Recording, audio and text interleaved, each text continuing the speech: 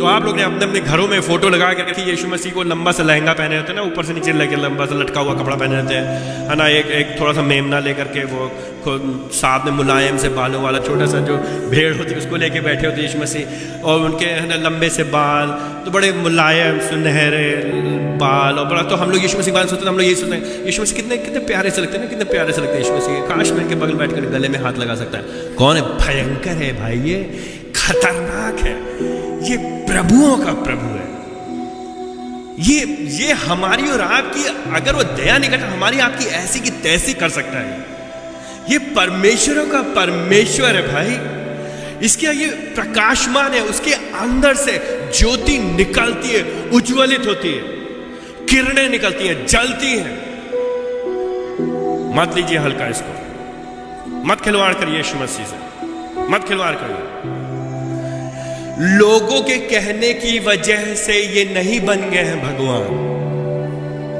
ये कोई फकीर नहीं थे जो अच्छे काम करते थे, किसी को खाना दे देते थे या भूखे रहते थे और लोगों को बड़ा पसंद आता था, इसलिए वो बन गए भगवान मरने के बाद। ये वो नहीं है भाई, कटोरा लेकिन नहीं फिरते थे, ये वो नहीं है। ये परमेश्वर का परमेश्वर, ईश्वर का ईश्वर, संसार का मालिक है। ये आपका मालिक है, ये मेरा मालिक है, ये मेरा प्रभु, इसने दुनिया को बनाया है।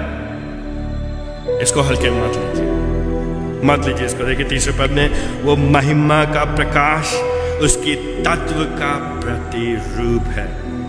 तीसरे पद के देखिए एक और क्या लिखा है, ये खत्म नहीं हो रहा है। ये जो लेखक है इसके समझ भी नहीं आ रहा है, इसके शब्द नहीं खत्म हो रहे। ये जब वर्णन कर रहा है यीशु मसीह के बारे में, तो एक के बाद एक, जब नल खोल नहीं देते आप लोग, पूरा खोल देते, भड़बड़ा के पानी निकलने लगता है, उसी तरह से उसके शब्द निकलते हैं एक के बाद। ये है प्रभु, ये है प्रभु, उत्तम, अद्भुत, इससे सुंदर कोई नहीं, इससे बढ़िया कोई नहीं, इससे बड़ा कोई नहीं, इससे ज्यादा सर्वशक्तिशाली कोई नहीं। ये है हमारा प्रभु, ये है मेरा प्रभु, ये है यीशु मसीह, ये यीशु मसीह। सबका मालिक एक नहीं, ये वाला प्रभु नहीं है।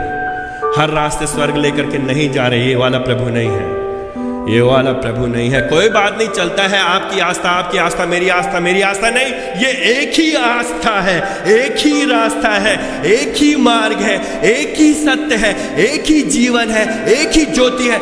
या तो आप उसको जानते हैं या तो आप उसको नहीं जानते, खत्म।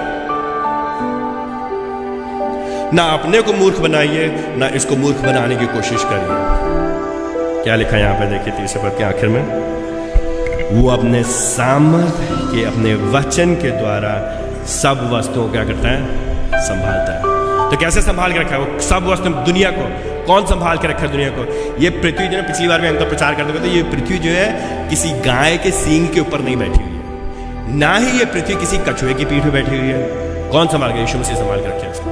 कैसे? अपनी उंगली में नहीं, अपने वचन की सामर्थ्य से, वचन की सामर्थ्य से। उन्होंने कह दिया, हो गया।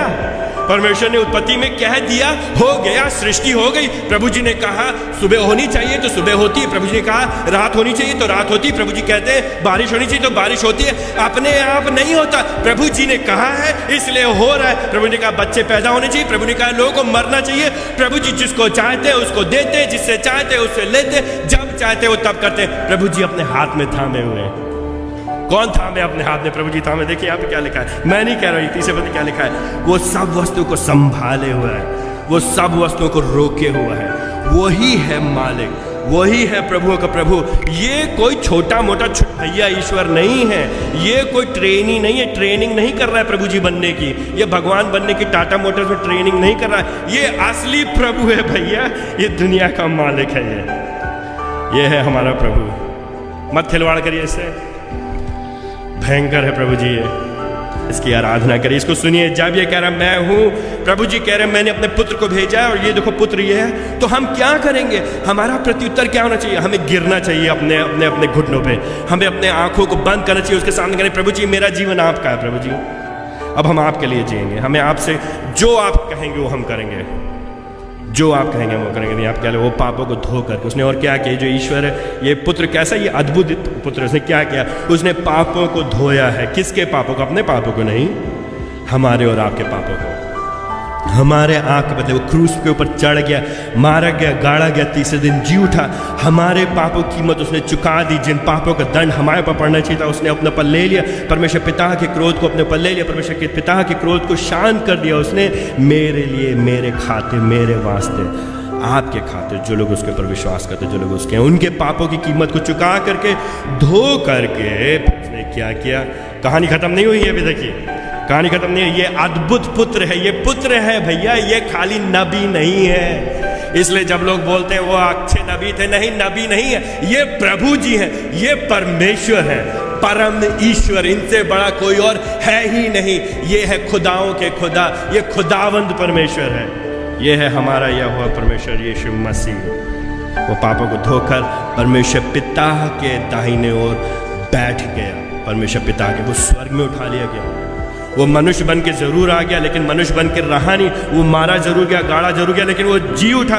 मृत्यु उसको दबा के नहीं रख सकी, पृथ्वी उसको रोके नहीं रह सकी, पत्थर का, कब्र के ऊपर का पत्थर उसको बंद नहीं कर सका। उसने उसको तोड़ करके वो बाहर निकल आया और पिता के दाहिने हाथ पे बैठा है।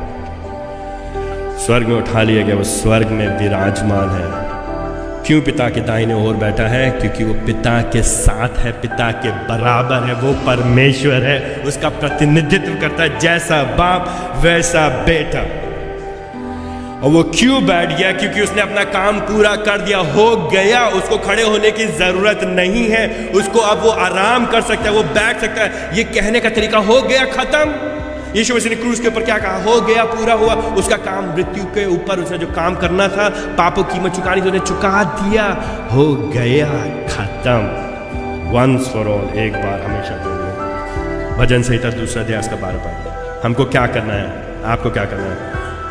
पुत्र का सम्मान करो, पुत्र का सम्मान करो। या नीचे लिखा है, पुत्र को चूमो, उसके सामने गिरो, उसके सामने गिड़गिड़ाओ, उसकी आराधना करो, उसकी उपासना करो, उसको हल्के में मत लो। कहीं ऐसा ना हो कि वो क्रोधित हो जाए और तुम मार में ही नष्ट हो जाओ, क्योंकि उसका प्रकोप शीघ्र भड़क सकता है।